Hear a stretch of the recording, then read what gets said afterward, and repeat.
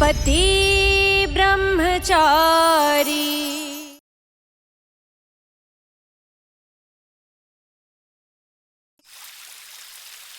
ಒಂದು ಕೆಲಸ ಮಾಡ್ತೀನಿ, ಈ ಗ್ಲಾಸ್ ಇದೆಯಲ್ಲ, ಈ ಮೂರ್ತಿ ಕಾಲು ಹೊಡಿತೀನಿ, ಆಗ ನೋಡು ಅವಳೇ ಕಿರಿಸ್ತಾಳೆ ಅಂತ.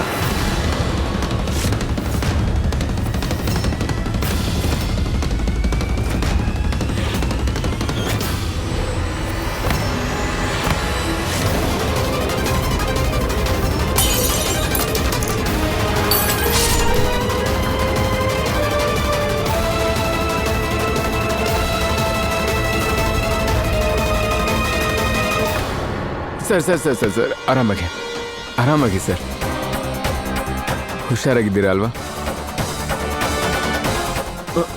ನಾನು ಹೇಳ್ತಾನೆ ಇದ್ದೀನಿ ಇದು ಹುಡುಗಿ ಅಂತ, ಯಾರು ನನ್ನ ನಂಬ್ತಾನೆ ಇಲ್ಲ.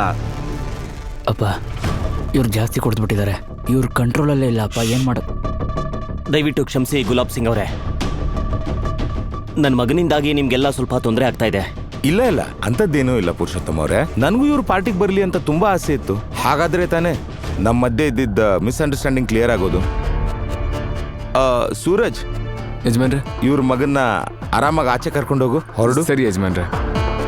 ಅಬ್ಬ, ನಾನು ಹೇಳ್ತಾ ಇದ್ದೀನಲ್ಲ ಹುಡುಗಿ ಅಂತ, ಗುಲಾಬ್ ಅಂಕಲ್ ಇದು ಹುಡುಗಿನೇ, ನನ್ನ ಮಾತು ನಂಬ್ತಾ ಇಲ್ಲ. ಸಾರಿ ಗುಲಾಬ್ ಸಿಂಗ್ ಅವರೇ. ಥ್ಯಾಂಕ್ ಗಾಡ್, ಸೂರಜ್ ಅಂತೂ ನನ್ನನ್ನು ಕಾಪಾಡ್ಬಿಟ್ಟ. ನನ್ನ ವಿಷಯ ಗೊತ್ತಾಗದೇ ಇರೋ ಹಾಗೆ. ಸಾರಿ, ನನ್ನ ಮಗನಿಂದ ನಿಮ್ಗೆಲ್ಲ ತೊಂದರೆ ಆಯ್ತು, ಸಾರಿ. ಅರೆ ಇಲ್ಲಪ್ಪ, ಸಾರಿ ಅವಶ್ಯಕತೆ ಏನೂ ಇಲ್ಲ. ಇಲ್ಲಿ ದೊಡ್ಡ ದೊಡ್ಡ ಪಾರ್ಟಿಗಳಲ್ಲಿ ಇಂಥ ಚಿಕ್ಕ ಚಿಕ್ಕ ವಿಷಯಗಳು ನಡೀತಾನೆ ಇರ್ತವೆ. ನೀವೆಲ್ರೂ ನಮ್ಮ ಪಾರ್ಟಿಗೆ ಬಂದಿದ್ದಕ್ಕೆ ತುಂಬಾ ತುಂಬಾ ಥ್ಯಾಂಕ್ಸ್. ಇನ್ನೇನು ಈ ಪಾರ್ಟಿ ಮುಗಿದು ಹೋಗುತ್ತೆ, ನೀವು ನಿಮ್ಮ ಮನೆಗಳಿಗೆ ಹೊರಟೋಗ್ತೀರಾ. ಅದಕ್ಕಿಂತ ಮುಂಚೆ ನಾನು ನಿಮ್ಮೆಲ್ರಿಗೂ ಒಂದು ವಿಷಯ ಹೇಳಬೇಕು. ನನ್ನ ಮಗಳು ಈಶಾ, ಅವಳೀಗ ಫಾರಿನಿಗೆ ಹೋಗಿದ್ದಾಳೆ, ಇನ್ನೇನು ಬರೋಳೇ ಇದ್ದಾಳೆ. ಅವಳು ವಾಪಸ್ ಬರ್ತಿದ್ದ ಹಾಗೇನೆ ಈ ಗುಲಾಬ್ ಸಿಂಗ್ ಅವಳ ಮದುವೆನ ಪುರುಷೋತ್ತಮ್ ಅವ್ರ ಮಗನ ಜೊತೆ ತುಂಬಾ ವಿಜೃಂಭಣೆಯಿಂದ ಮಾಡಿಸ್ತಾನೆ.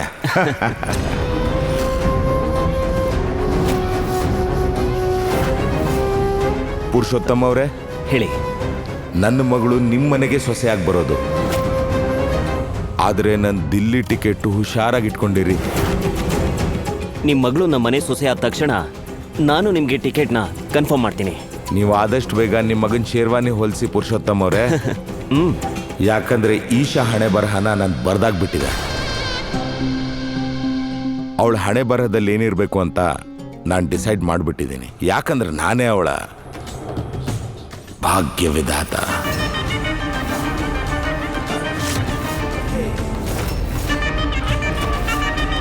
ಆದಷ್ಟು ಬೇಗ ಈಶಾ ನಿಮ್ಮ ಮನೆ ಸೊಸೆ ಆಗ್ತಾಳೆ, ಇದು ನನ್ನ ಪ್ರಾಮಿಸ್. ತುಂಬ ತುಂಬ ಥ್ಯಾಂಕ್ಸ್ ಗುಲಾಬ್ ಸಿಂಗ್ ಅವರೇ, ನಾನಿನ್ನು ಹೊರಡ್ತೀನಿ.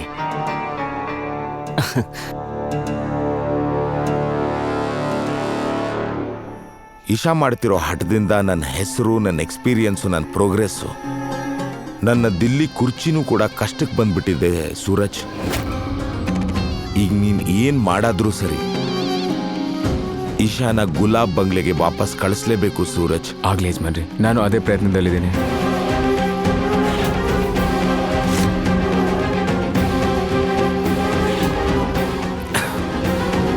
ಈ ಮೂರ್ತಿ ಪುರುಷೋತ್ತಮ್ ಅವ್ರ ಮಗನಿಗೆ ತುಂಬಾನೇ ಇಷ್ಟ ಆಯ್ತು. ಇದನ್ನ ನಮ್ಮ ಕಡೆಯಿಂದ ಅವ್ರ ಮನೆಗೆ ಕಳ್ಸಿಕೊಟ್ಬಿಡಿ, ಅವ್ರ ಮಗನಿಗೆ ಗಿಫ್ಟ್ ಕೊಟ್ಟ ಹಾಗಾಗತ್ತೆ.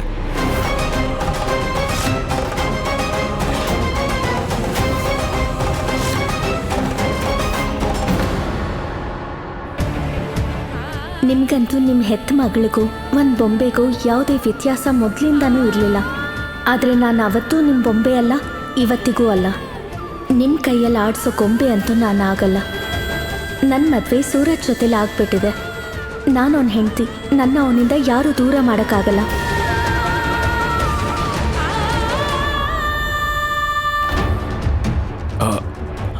ಯಜಮಾನ್ರೆ, ಮೂರ್ತಿದು ಒಂದು ಕಾಲು ಹಾಳಾಗಿದೆ, ಅದರಿಂದಾಗೆ ಅದು ಅವಾಗ ಹೋಗಿ ಬೀಳ್ತಾ ಇತ್ತು. ಮತ್ತು ಒಡೆದೋಗಿರೋ ಮೂರ್ತಿನ ಯಾರಿಗಾದ್ರೂ ಉಡುಗೊರೆ ಕೊಡೋದು ಅಶುಭ ಆಗುತ್ತೆ. ನೀವು ಪರ್ಮಿಷನ್ ಕೊಡೋದಾದರೆ ಇದೇ ಥರದ ಇನ್ನೊಂದು ಮೂರ್ತಿ ಮಾಡಿ ಅವ್ರ ಮನೆಗೆ ಕಳಿಸ್ಕೊಡ್ತೀವಿ. ಹಾಂ, ಪರವಾಗಿಲ್ಲ, ನಿನಗೆ ಹೇಗೆ ಸರಿ ಅನ್ಸುತ್ತೋ ಹಾಗೆ ಮಾಡು. ಹಾಂ ಮಗಳೇ, ನೀನು ಹೋಗಿ ರೆಸ್ಟ್ ಮಾಡು, ತುಂಬ ಸುಸ್ತಾಗಿರ್ಬೇಕು ಇವತ್ತು ನಿನಗೆ. ನಾನು ಹೊರಡ್ತೀನಿ. ನೀನು ಯಾರೇ ಆಗಿದ್ರೂ ಸರಿ, ಆದಷ್ಟು ಬೇಗ ಇಲ್ಲಿಂದ ಹೊರಟು ಹೋಗು. ಒಂದು ವೇಳೆ ನಿನ್ನ ಜೊತೆಗೆ ನನ್ನನ್ನು ಯಾರಾದರೂ ನೋಡ್ಬಿಟ್ರೆ ಆಗ ನನ್ನ ಮೇಲೂ ಅನುಮಾನ ಪಟ್ಟು ಪ್ರಶ್ನೆ ಮಾಡ್ತಾರೆ. ಸರಿ, ಹೊರಡಿ ಇಲ್ಲಿಂದ.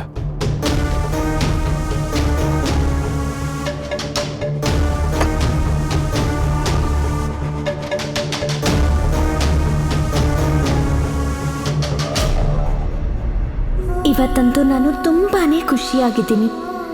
ಬೊಂಬೆಯಾಗಾದರೂ ಸರಿ, ನಾನು ನಮ್ಮವ್ರ ಜೊತೆಲಿ ಇವತ್ತು ಟೈಮ್ ಸ್ಪೆಂಡ್ ಮಾಡಿದೆ. ಅವ್ರ ಖುಷಿನೆಲ್ಲ ನನ್ನ ಕಣ್ಣಾರೆ ನೋಡಿದೆ. ಕೃಷ್ಣ, ಇದೆಲ್ಲ ನಿನ್ನಿಂದಲೇ ಆಗಿತ್ತು. Thank you.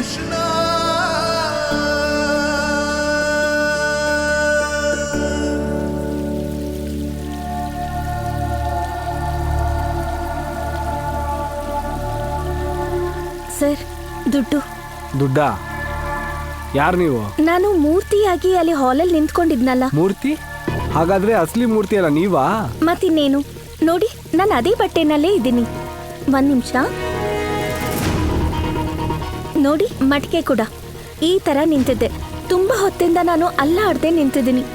ಸೊಂಟ, ಬೆನ್ನು, ಕಾಲು ಎಲ್ಲ ಮರಕಟ್ಟು ಹೋಗಿದೆ. ಏ ಹುಡ್ಗಿ, ಬಾಯಿ ಮುಚ್ಕೊಂಡು ಇಲ್ಲಿಂದ ಹೋಗು. ಹೆಂಗನ್ನಿಸ್ತಾ ಇದೆ? ನಿನ್ ಮಾತು ನಂಬಿ ನಾನು ದುಡ್ಡು ಕೊಡ್ತೀನಿ ಅನ್ಕೊಂಡಿದ್ಯಾ? ನೋಡಿ, ನೀವಂತೂ ದುಡ್ಡು ಕೊಡ್ಬೇಕು. ನಾನು ಎಷ್ಟು ಚೆನ್ನಾಗಿ ಕೆಲಸ ಮಾಡಿದ್ದೀನಿ. ಪಾರ್ಟಿನಲ್ಲಿ ಒಬ್ರಿಗೂ ಅನುಮಾನ ಕೂಡ ಬಂದಿಲ್ಲ. ನಾನೊಂದು ಮೂರ್ತಿ ಅಲ್ಲ, ಒಂದು ಹುಡುಗಿ ಅಂತ. ನಿಮ್ಗೆ ಮೂರ್ತಿ ತಂದಿಡೋದಕ್ಕೆ ದುಡ್ಡು ಬಂದಿರತ್ತಲ್ವಾ? ನೀವು ಸುಮ್ಮನೆ ದುಡ್ಡು ಕೊಟ್ಬಿಡಿ, ಇಲ್ಲಾಂದ್ರೆ ಏನ್ ಮಾಡ್ತೀಯಾ? ಏನು ಮಾಡಕ್ಕಾಗಲ್ಲ. ಹೋಗ್ ಜನ ಕೇಳಿದ್ರೆ ನಾನೇ ಮೂರ್ತಿ ಅಂತ ಜನ ನಂಬ್ತಾರ? ಯಾರು ನಂಬಲ್ಲ. ಹೋಗಿಲ್ಲಿಂದ.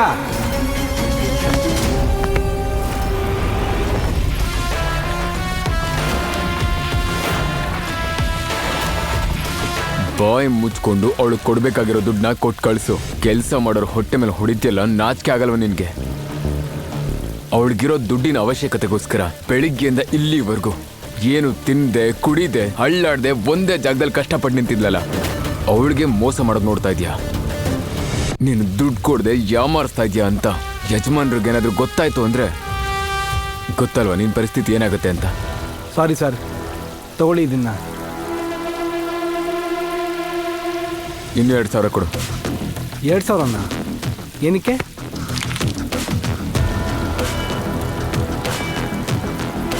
ಪೇಮೆಂಟ್ ಲೇಟ್ ಮಾಡಿದ್ದಕ್ಕೆ. ಸರಿ, ಹೊರಡಿವಾಗ. ಹಾಂ, ತಗೊಳ್ಳಿ ನಿಮ್ಮ ಪೇಮೆಂಟ್. ಮತ್ತೆ ಹಾಂ, ಇದು ಮೆಡಿಸಿನ್. ನೀವು ನಿಮ್ಮ ಕಾಲ್ಗಾಗಿರೋ ಗಾಯಕ್ಕೆ ಹಚ್ಕೊಳ್ಳಿ. ಅದಕ್ಕೆ ಗಾಯ ಆಗಿತ್ತಲ್ಲ, ಆಗಲೇ ನೋಡಿದೆ ನಾನು. ನನ್ನ ಗಂಡ ರೌಡಿ ಆಗಿರ್ಬೋದು, ಆದರೆ ಮನ್ಸಿರೋ ಅಂತ ರೌಡಿ.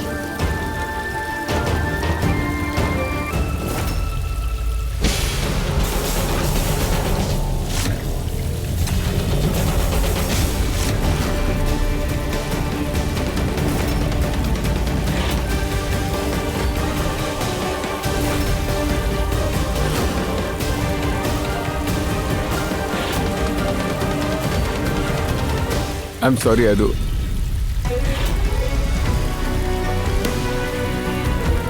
ಹಾಂ ಬೈ ಮಿಸ್ಟೇಕ್ ಆಗೋಯ್ತು. ಸಾರಿ.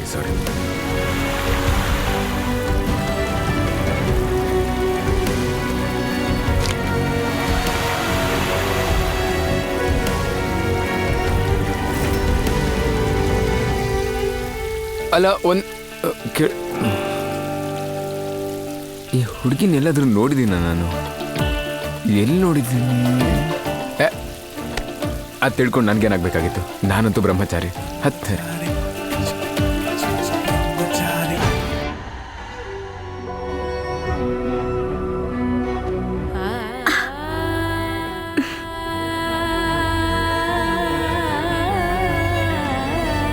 ಇವತ್ತು ನೀನು ಮತ್ತೆ ಪ್ರೂವ್ ಮಾಡಿಬಿಟ್ಟೆ.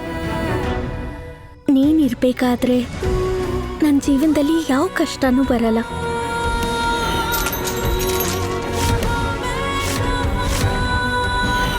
ನೀನಿರೋವರೆಗೂ ನಾನು ಯಾವ ವಿಷಯಕ್ಕೂ ಭಯಪಡೋ ಅವಶ್ಯಕತೆ ಇಲ್ಲ. ಹಾಂ, ಬಲವಂತವಾಗಿ ಅಪ್ಪ ನಿನ್ ಜೊತೆಲಿ ಮದ್ವೆ ಮಾಡಿಸಿರ್ಬೋದು, ಆದ್ರೆ ನಿನ್ನನ್ನ ಆ ಕೃಷ್ಣ ನನಗೋಸ್ಕರ ಆಯ್ಕೆ ಮಾಡಿದಾನೆ. ಅದಕ್ಕೆ ಅಲ್ವಾ ಇವತ್ ನಿನ್ನಿಂದ ದೂರ ಆಗೋದನ್ನ ನೀನೇ ತಡೆದಿದ್ದು.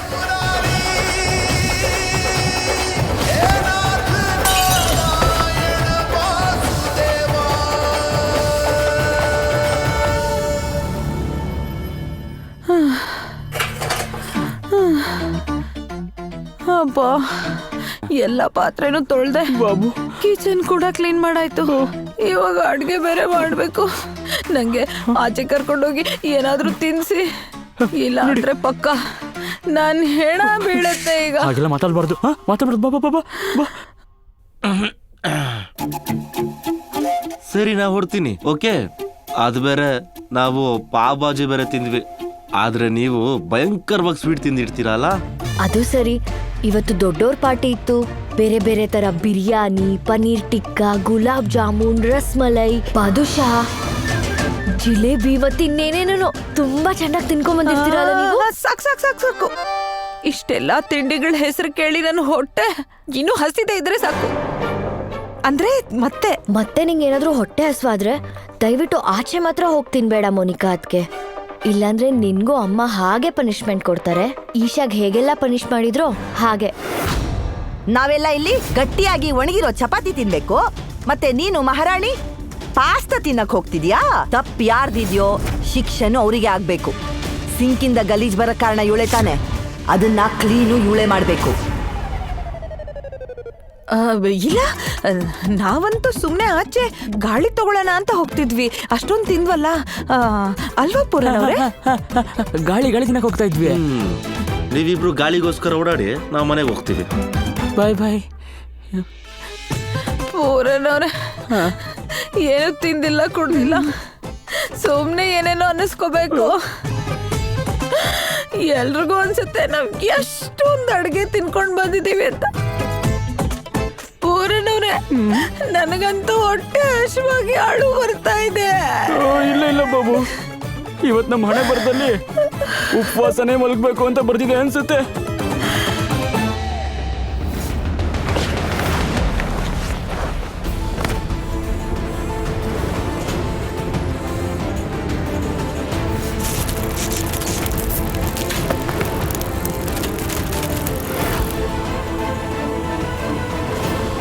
ಯಾರು ಬೇಜವಾಬ್ದಾರಿತನದಿಂದ ಹೀಗಾಗಿರೋದು? ಸಾರಿ ಅಪ್ಪ, ನಾನು ಫೋನ್ ನೋಡ್ತಿದ್ದೆ ಮತ್ತೆ ಡಿಕ್ಕಿ ಹೊಡೆದ್ಬಿಟ್ಟೆ.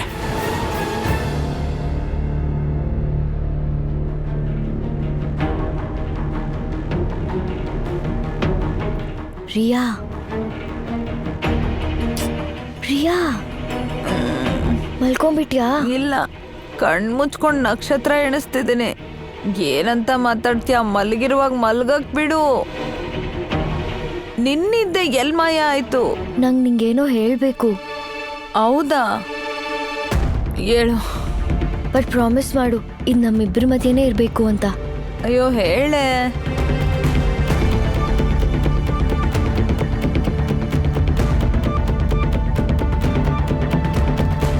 ನಾನು ಗುಲಾಬ್ ಬಂಗ್ಲೋಲ್ ಕೆಲಸ ಮಾಡ್ತೀನಿ. ಇಶಾದ್ಗೆ ತಮ್ಮ ಆರವ್ ಅವ್ರ ಕೇರ್ ಟೇಕಿಂಗ್ ಜಾಬ್ ಸಿಕ್ಕಿದೆ ನನಗೆ. ಶುರುವಲ್ಲಿ ಆರವ್ ನಂಗೆ ತುಂಬ ಡಿಸ್ಟರ್ಬ್ ಮಾಡಿದ್ರು, ಆದರೆ ನಾನು ಅವ್ರನ್ನ ಸ್ವಲ್ಪ ಅರ್ಥ ಮಾಡ್ಕೊಳ್ಳೋಕೆ ಶುರು ಮಾಡಿದ್ಮೇಲೆ ತುಂಬ ಒಳ್ಳೆ ಮನುಷ್ಯ ಅನ್ಸಿದ್ರು. ಈಗ ಅವ್ರು ನನ್ನ ಬೆಸ್ಟ್ ಫ್ರೆಂಡ್ ಅಂತ ಅನ್ಕೊಂಡಿದ್ದಾರೆ. ನನ್ನ ಬಗ್ಗೆ ಕೇರ್ ಮಾಡ್ತಾರೆ, ಮತ್ತೆ ನನಗೂ ಅವ್ರ ಮೇಲೆ ಸ್ವಲ್ಪ ಫೀಲಿಂಗ್ ಬರಕ್ಕೆ ಸ್ಟಾರ್ಟ್ ಆಗಿದೆ. ಅಲ್ಲಿಂದ ಬಂದಮೇಲೆ ಅವ್ರ ಬಗ್ಗೆನೇ ಯೋಚನೆ ಮಾಡ್ತಿರ್ತೀನಿ, ಮತ್ತೆ ಏನಾಗ್ತದೆ ಅಂತಾನೆ ಗೊತ್ತಾಗ್ತಿಲ್ಲ. ಒಂದ್ ವೇಳೆ ನಾನು ಅವ್ರನ್ನ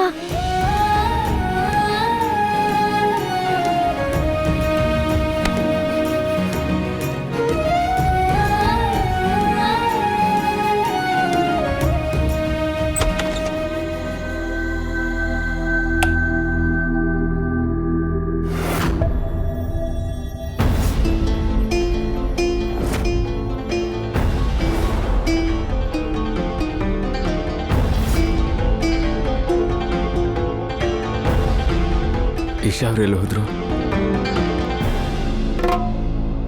ಎಲ್ಲಿ ಹೋಗಿರ್ಬೋದು?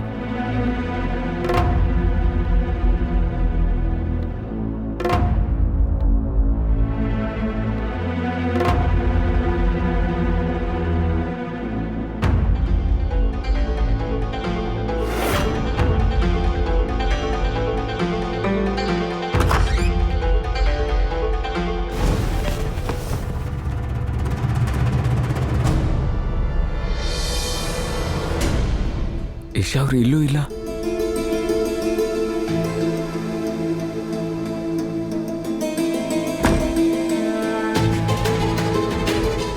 ಥ್ಯಾಂಕ್ ಗಾಡ್, ಸೂರಜಣ್ಣ ಬರಕ್ ಮುಂಚೆ ನಾನ್ ಮನೆಗೆ ಬಂದ್ಬಿಟ್ಟೆ. ಇಲ್ಲಾಂದ್ರೆ 100 ಕ್ವೆಶನ್ಸ್ ಕೇಳಿರೋರು.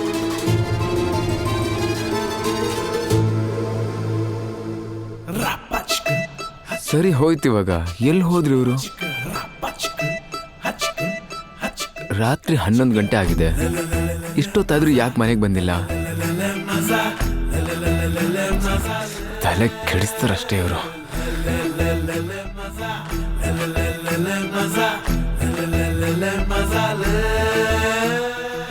ಇಲ್ಲ, ನೀವು ಹಠ ಮಾಡಕ್ ನಿಂತ್ರೆ ಯಾರ ಮಾತು ಕೇಳಿಸ್ಕೊಳ್ಳೋದು ಇಲ್ಲ.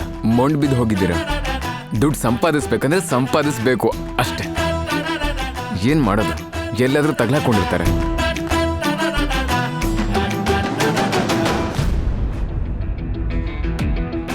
ಅಲ್ಲ, ನಿಜವಾಗ್ಲೂ ಅವರು ಯಾವ ತೊಂದರೆಗೂ ಸಿಕ್ಕಾಕೊಂಡಿಲ್ಲ ಅಲ್ವಾ?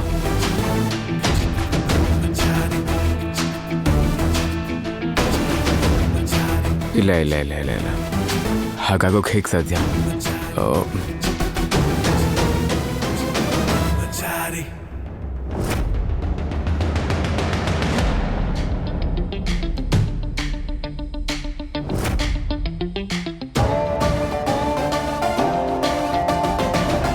ಹಲೋ ಮೇಡಮ್, ಇಷ್ಟೊತ್ತು ರಾತ್ರಿಲಿ ಎಲ್ಲಿ ಹೋಗಿದ್ರಿ ನೀವು? ಯಾಕೆ ನನ್ನ ಬಗ್ಗೆ ಟೆನ್ಷನ್ ಆಯ್ತಾ? ದಯವಿಟ್ಟು ಹೀಗೆಲ್ಲ ತಪ್ಪು ತಿಳ್ಕೊಳಕ್ ಹೋಗ್ಬೇಡಿ. ನಾನೇ ನಿಮ್ ಬಗ್ಗೆ ಚಿಂತೆ ಮಾಡ್ತಾ ಇರ್ಲಿಲ್ಲ. ಹೌದಾ?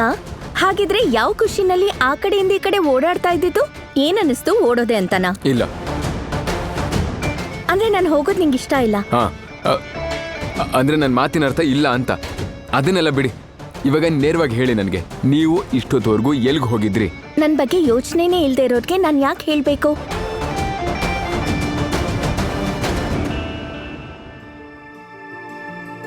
ಅಂದ್ಹಾಗೆ ನೀನ್ ಹೇಳಿದ್ರು ಹೇಳ್ದೇ ಇದ್ರು ನನಗೆ ಅರ್ಥ ಆಯ್ತು. ನೀನ್ ನನ್ನ ಬಗ್ಗೆ ಯೋಚಿಸ್ತಿದ್ದೆ,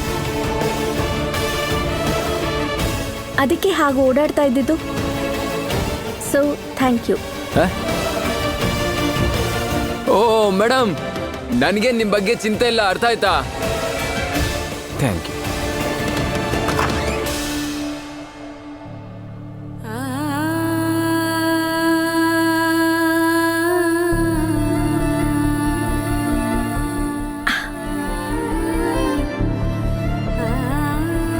ನಾನು ನಿನಗೆ 48 ಗಂಟೆ ಕೊಡ್ತೀನಿ. ಆದ್ರೆ 11,580 ರೂಪಾಯಿ ನೀನು ದುಡ್ಕೊಂಡು ತರ್ಲಿಲ್ಲ ಅಂದ್ರೆ ನಿನ್ ಗಂಟು ಮುಟ್ಟೆ ಕಟ್ತಾ ಇರೋ, ಈ ಮನೆಯಿಂದ ಹೊರಡ್ತಾ ಇರೋ.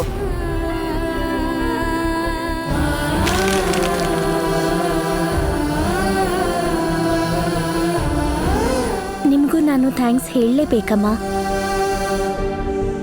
ಷರತ್ ಹಾಕಿರೋ ರೀತಿನಲ್ಲಾದ್ರೂ ನೀವು ನನಗೆ ದುಡ್ಡನ್ನ ಸಂಪಾದಿಸೋದ್ರ ಇಂಪಾರ್ಟೆನ್ಸ್ನ ಹೇಳ್ಕೊಟ್ರಿ. ಇವತ್ತು ನನ್ನ ಕೈಯಲ್ಲಿ ನಾನು ಕಷ್ಟಪಟ್ಟು ದುಡ್ದಿರೋ ದುಡ್ಡಿದೆ. ನಾಳೆ ಬೆಳಿಗ್ಗೆ ನಾನಿದನ್ನು ನಿಮಗೆ ಕೊಡಬೇಕಾದ್ರೆ ನನಗೆ ನಿಜ ಖುಷಿಯಾಗತ್ತೆ.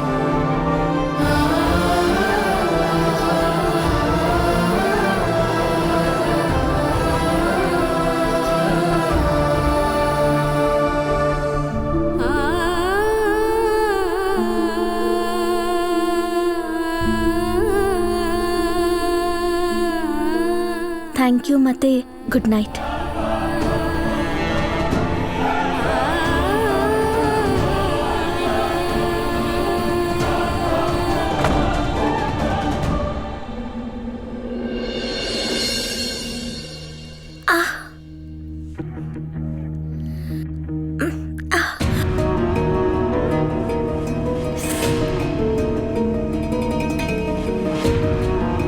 ಮಲ್ಗೋದಕ್ಕೆ ಮುಂಚೆ ಇದನ್ನ ಕವರ್ ಮಾಡ್ಕೋಬೇಕು.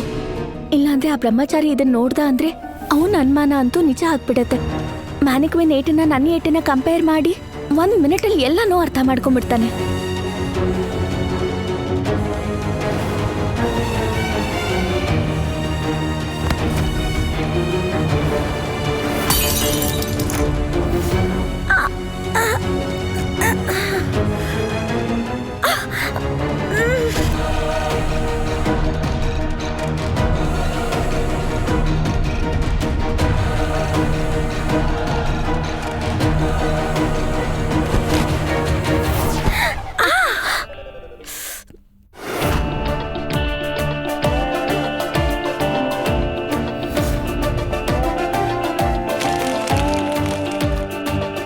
ಇದು ನನ್ ದಿಂಬು, ಗೊತ್ತಾಯ್ತಾ? ಅದ್ರ ಮೇಲೆ ನಿನ್ನ ಹೆಸರು ಬರ್ದಿಲ್ಲ. ಹೋಗಿ ಇನ್ನೊಂದು ತಗೋ. ಇದೆ ನಾನು ಮೊದಲು ತಗೊಂಡಿದ್ದೆ.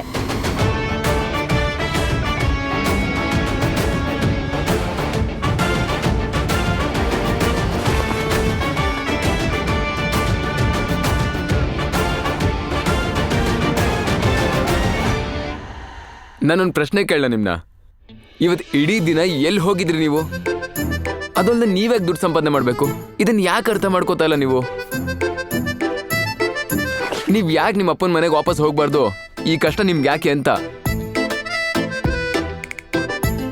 ಪ್ಲೀಸ್ ಈಗ ಬೇಡ. ನಾನಂತೂ ತುಂಬಾ ಸುಸ್ತಾಗಿದ್ದೀನಿ. ಬೆಳಗ್ಗೆ ಎದ್ದು ಜಗಳ ಮಾಡೋಣ. Okay, good night.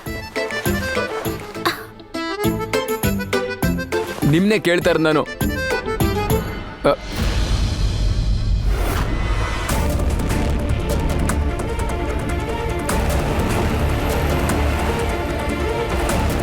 ಏನದು? ಅದು